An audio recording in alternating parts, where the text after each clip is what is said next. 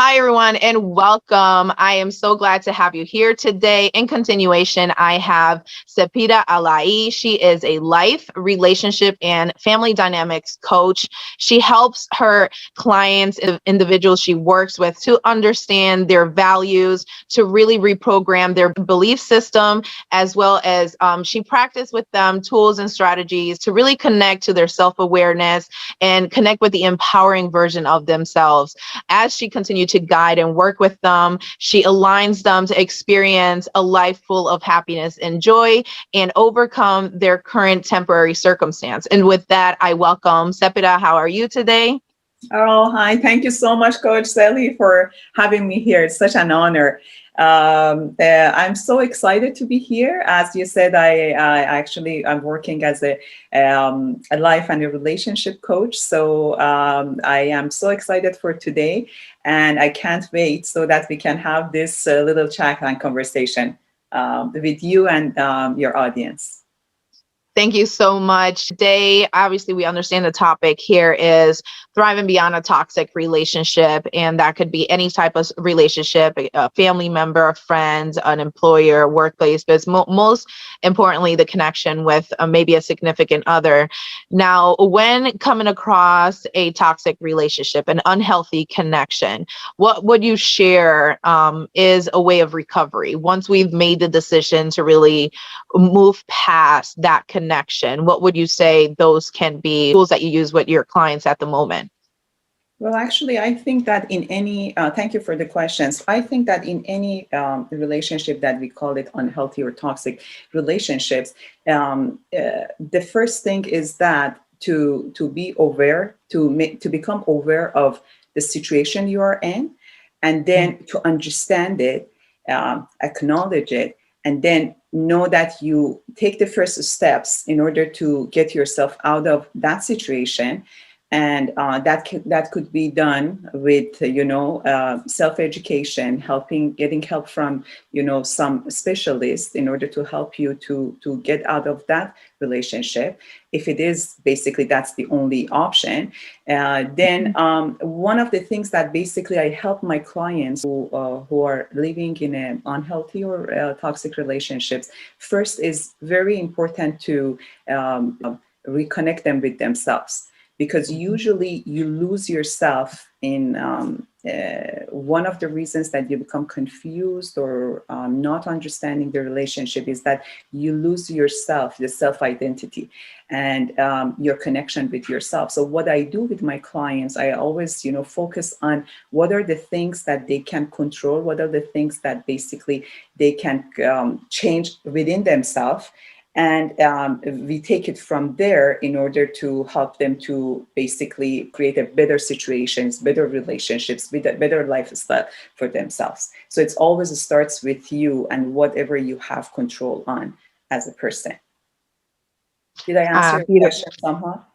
Yes, absolutely. I do appreciate how you've explained. First is really you have to acknowledge the situation as it is, right? Really come to terms and say it is what it is. And just understand now that you really can acknowledge, you choose to acknowledge, right? Because the situation can continue. You can continue to be blind and experience the pain and experience the rejection and experience the hurt for a lifetime until you really take the step to acknowledge, okay, this needs to change and this is how. So I do appreciate that you put that as step one to recovery, because change doesn't occur until we become aware of the situation. And then the recovery process that you shared with us regarding really connecting with ourselves. What is our values? What is our belief system? And really honing that and clarifying what was yours and what was maybe some stuff that you picked up along the way from either growing up or either from the toxic relationship. So I really do appreciate that you shared with the viewers today. Now, when someone is feeling that, the need of connecting, I guess my second question is, here you are, an individual that really, they have such a codependency with this toxic relationship that it's almost their belief is they determine my worth, right? What would you say in someone that's stuck in that view that, no, I have to be with them because without them, I'm nothing, I'm worth nothing? What would you say for a client that is stuck in that type of mindset or situation or belief system? Yeah.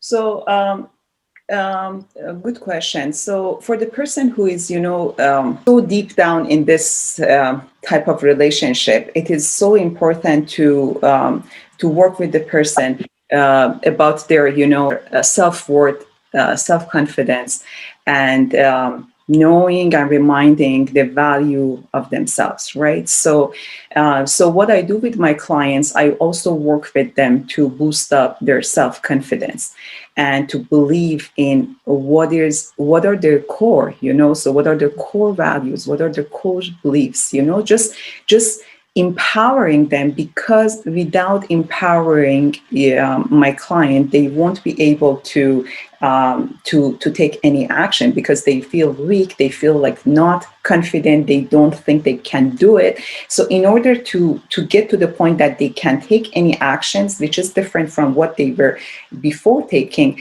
I help them to first believe more in themselves by reconnecting with themselves, by understanding themselves more, by knowing what are their strengths, what are the beautiful things that they contribute to the world or to people around them. Or, for example, appreciating those things about themselves, acknowledging those kind of things in themselves. So I help them to see it, to appreciate it, to understand the value of it. And then when they feel empowered, then it's a good place to start to, to create another level of the change in the relationship. So as I said, it starts with them and empowering them and reminding them of their strengths, their core values, and whatever that they have whatever that they have. And I consider it, maybe I'm repeating, is just that their strength is the best thing, the best wording that I can think of. Yes, and I completely agree. When I worked with the people or individuals that I work with, confidence is, it's Yeah. a part of the foundation, definitely one of those stepping stones needed to push forward. And a lot of people, I'm guilty, I was guilty during the time I experienced my toxic relationship. Confidence is something we kind of don't want to look at, and we give these excuses that's very difficult to obtain. Well, first we deny ourselves that we don't have the confidence. Oh no, I'm confident. And then second of all, then it's like, how can I do this, or how can I really be seen in this way, or how can I be confident? It's so hard. I can't be like her. And you start comparing yourself. I can't be like her. She could wear this, or he could do this, because it applies even to men, right? When it comes down to confidence, even the ones that appear to be confident, deep down inside, they have those hidden wounds. So, what would be a simple daily step that you would recommend for someone to take if they're willing to start the journey today to recover from a toxic connection? What would be a small daily step that they could start today with, and put it into practice? Good, thank you. So one of the simple things which worked for me, and for myself, it really worked for me, and I really believe in the power of it, is that we have to, if there are few things, there are many things actually, but the things that I personally was able to connect with it is that I was always scared to do my daily journaling. And because what I was thinking of journaling was that, okay, I have to wake up, right? For example, no, at night, I have to write, okay, so today I woke up at 7 o'clock in the morning, then I had my breakfast. I was thinking that's what's called journaling. I never thought that, journaling can be just take the pad paper and then talk about, the thoughts you have on that day, the reflections you had on a specific topic. You can sometimes not even write it, just, to draw it.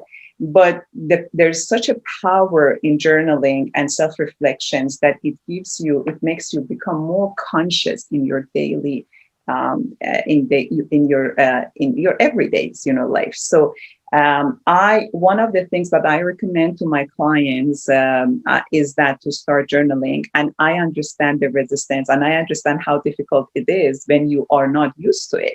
I have been there myself. But like anything else, if you really want to start that self journey or self discovery, that starts with that self reflection. So I ask them to basically get to the habit of it, not necessarily a huge, pages, but you can start, very slowly. I started with 3 pages because that worked for me. And then, so I now I cannot start my day without having them. So that is one of the things that I offer my client. And also, another thing is, of course, having, meditation. And it doesn't necessarily need to be a big, like a long time. It can be just done in 10 minutes, but coming back to yourself, to your center, grounding in the morning before you just go to the world and then do other things. So those are the 2 things that I focus on, depending, and I leave it to the people to see which one of them, maybe they're already practicing, how we can, or they have stopped it, how we can start doing them. Or I just suggest them as some of the tools that they can start in their journey of the self-discovery. So yes. Yes, and I personally, obviously we all have gone through our own journeys. Journaling is a funny it could be a funny path, right? When you're first introduced to it, because you have all these thoughts of, oh, what am I supposed to write here? And it almost feels like work. So you don't want to even address it. And it's true. It's really just allowing yourself in the beginning of the day, just say, you know what, I'm going to freestyle whatever thoughts that's going through your head, just put it down in a paper. And after the consistency of doing that a couple of days, then it's almost like you're flushing out or dumping out all this overload of overthinking onto a piece of paper. And it allows you to think clearer. And by thinking clear, it allows you to take better actions, which then also empowers you with your confidence. So I completely agree how beautiful that all comes to that conclusion. But only when you start, you stay consistent, and then you see the results and you see the benefits of it, how it really does help you long term. Well So I said. do appreciate it. Yeah. Now, also with the recovery, a lot of times here you are and feeling you want to give up, or feeling like you're the worst human being, or even you take on the weight of, let's say, for example, if you're a mom and you say, now what, how can I provide for my kids? And you start really feeling the sense that you can't move on in life. And in that situation of the recovery, what would you say would be a strategy or a tool that you use to become more self-aware, or to just practice the use of a better narrative to get you out of that focus and into a new focus? Okay. Thank you for the question. So a few things comes to my mind while you're asking this question. Sometimes we get stuck, right? So we don't know how we can move on. We feel paralyzed. I have been there myself too, So there are so much expectation. We put the expectations so high for ourselves that, it paralyzes us, right? So, and then we don't know what is next. I think one of the best things is that to reach out. And for myself, reaching out, the definition it had for me was that, oh, if I reach out, it shows that I'm weak. That was the reframing that I had to do, an understanding I had to make to understand that no, not reaching out not necessarily means that I am weak. Reaching out is that I need help, and then talking with the people that you trust, with the if you are able to have a life coach in your life, that's amazing. If you can have a therapist, so it is amazing, or even a good friend, so that you can reach out, a family member that you trust and you look up to, and I tell them that you're stuck. So I think that again, coming back to understanding where you are and acknowledging how you feel, and then take the step to reach out to get some help. it's the first step to get out of that situation. And then if you take these steps, then the rest comes to you, because then you can get, you can get so many resources, through the that reaching out. You can be introduced to different books, to different associations, so that you can change the people you're hanging out with, your anything, like everything. Those are the things that happens by starting to reaching out and acknowledging it, and know what you really want. And also, there are so many things comes to my mind, because I have, there are also things that we expect too much from ourselves, or we compare ourselves too much to other people life. We are on the social media all the time. We see the people's life. We feel like, oh, that's how they live, their life, and we compare the best moments of people's, life with the worst moment of where we are, the life that we are living at that moment. So that creates anxiety. I'm not good enough, I'm not doing enough, and makes you just stuck, not to move forward. So yes, I think that all of these things, we have to know there is a way. So many people get there, and so many people get out of it, right? So it is possible to get out of it, and but you have to be open to acknowledge and reach out. Crucial, and how important it is to get to a point where you allow yourself and you give yourself permission to ask for help. Because as you said so perfectly well, we have this attachment that help equals weakness, or help equals being a burden, or help equals, not being wanted, or the risk of being rejected. And I feel that that needs to change. And it's great that you've pointed out, because being authentic and being vulnerable is actually a sense of strength. And for these people to actually allow themselves to ask for help is welcoming more into their life experiences. As you said, reaching out for help, it could be something, it doesn't matter how small of a step or who the individual is that you're expanding a lot. You're allowing yourself to create a bigger space to express yourself and really release what needs to be released, and welcome the help in and the better into your life. So as you said, it could be, a life coach, it could be a therapist, it could be a psychologist, it could even be your pastor, it could be a teacher, it could be a coach, it could be a neighbor, it could be a friend, it could be a parent, it could be a sibling. And if you absolutely, in my case, at the time, I absolutely felt completely and utterly alone. The person I asked for help and the person I reached out to was, and it was my faith. I reached out to my faith.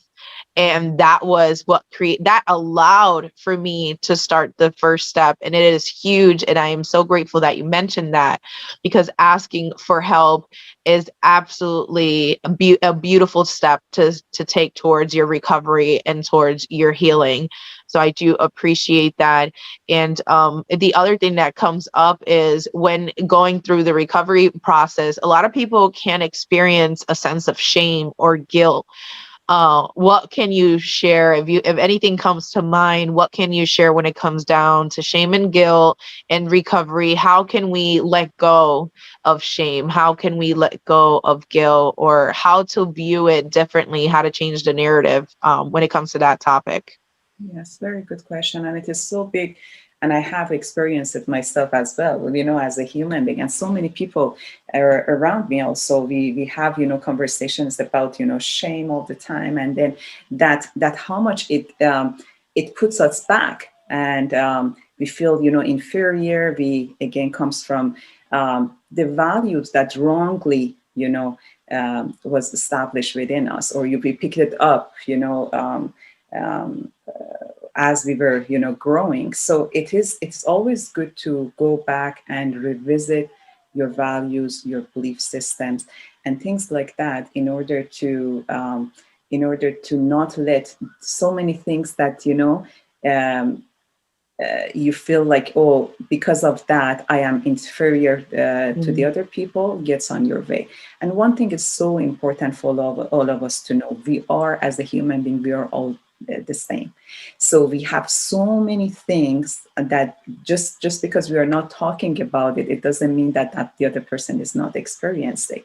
Just knowing that all of these things that we are going through, is part of just being a human being, right? So we are not alone. As long as we, as soon as we start talking, people also, the people that they are hesitant to talk, they get also the encouragement and the courage to talk about it. So why not we be, I as a person, be the first person to initiate that? And I know it is hard, because it is hard, but we don't have to start so big. We can start, so small. You have to start, if something bothering you that you're ashamed of, talk about it. I don't say to everybody, but the people that you trust, to the specialist, to a coach, to somebody that you really trust, and you feel like, you have seen it, that they want the best of you in their life, and share with them. And then as soon as you say it, then it's not shame anymore, because the shame grows in the silence, and it is so important to say it. Then it's just a pressure. It becomes less pressure on you, and then slowly you get the courage to to share it to more people, because we always need to know that whatever we are experiencing, if we share it in a safe place, is going to help another person to not to go through that suffering and shame and difficult times. So it is, I think that, I don't know if I was able to answer your questions to some degree, but it's such a vast, topic, but I hope that I was able to point out a couple of points. No, you did. Absolutely. I can relate to what you're speaking of here. I personally, when I work with my clients, I like to call it shadow work, which is really just seeing that part of you, right? The shadow part of yourself, the shame and the guilt, and really finally looking at it and really connecting with that person, that part of you, because it's a part of you. It's a person within you, and just really giving it acceptance, giving it compassion, giving it forgiveness and love. And once, like you said, once you connect with it and you speak it out loud and you embrace it, then it kind of like goes away, and it's no longer an obstacle towards your healing. It's a step towards the recovery. So I connect with that completely as you were sharing that, and I appreciate it so much. My pleasure. I'm so happy. So you did Yes. answer that beautifully. And the other part that you mentioned was, once you do that, you're able to contribute and guide and be of guidance and healing other people. And as you do that willingly, as you give and contribute to others, and as you're open with that part of you that you're no longer hiding, right? You're embracing now, you're bringing it forward. It actually aids you in the recovery, and you're helping others to gain their own recovery. So it's beautifully how you put that. And finally, the last question I want to ask you today is, if there was one thing that you would say that would be very important for the viewers, or those really willing to take these steps to make these changes in their lives here and now today, what would be the one message that you would want to bring into their awareness? Wow. So that's a great question. So one thing is that I think, as I mentioned to it, just understand that you are not alone in whatever you're experiencing. You are a human being, and so many people out there, they are experiencing things, right? So it is important to know that, so that it's gonna take off so much pressure off you. It is important to big on the self-education, so we need to self-educate ourselves, right? So reading, associating, listening to great audios, podcasts, everything like that, it needs to be part of our everyday life, right? Mm-hmm. So we have to commit ourselves to these kind of things, to become a better version of ourselves, to understand it better.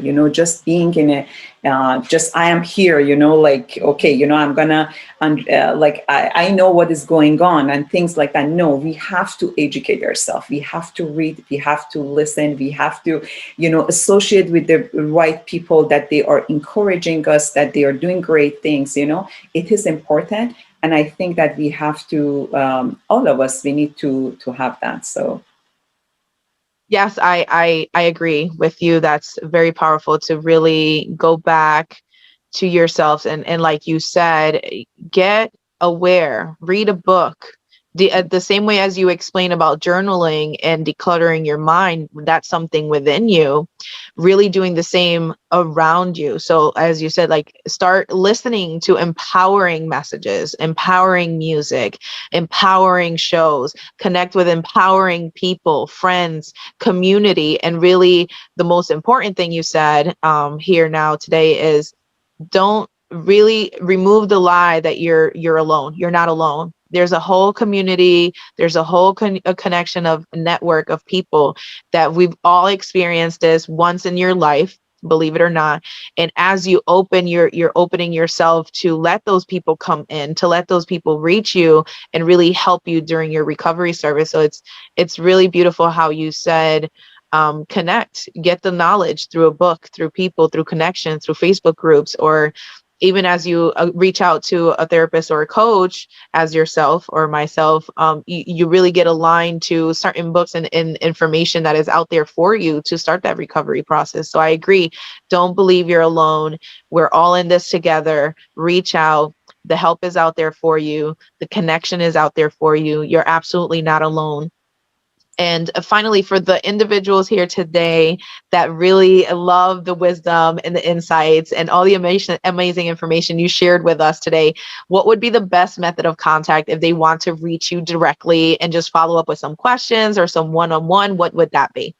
well, then I would be more than happy to be, to be of any help. So they can reach out through my website.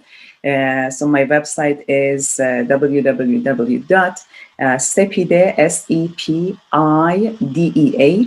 Alaei, ALAEI.com. So that's my website. And then through my website, you would be able to see, my Facebook pages and my Instagram pages. And I would be more than happy to be your a life coach or relationship coach, or be with you throughout the journey that you would like to go through the self-awareness and bettering and becoming the better version of yourself, so that you can really enjoy your life. So thank you so much, Sally, for having me today. It was such a pleasure, and I really enjoyed talking with you. You're so wow, it always excites me whenever I'm talking to you, because there's such a positive energy in you that it inspires the persons that come and talk to you to do the best that they can. So I appreciate that. I appreciate your wisdom as well, and I thank you so much for having me here. And I appreciate your audience for giving the time to listen to it. I feel really honored. Oh, thank you so much for those kind words. And thank you for being here. Right. You're currently in Canada right now, right? Yes, I'm in Montreal, actually. I'm in Canada, Montreal. And I thank you so much. And again, those words were very kind. And I really do appreciate you and all the insights and the information and conversations that we shared in the past and today. And moving forward with that, for all those here today that are watching, feel free to comment in the link or the video in the comment section. Also, if you have any questions, again, go ahead. You could feel free to reach out to Sepideh directly. Thank you so much for watching. I will see you tomorrow. Take care.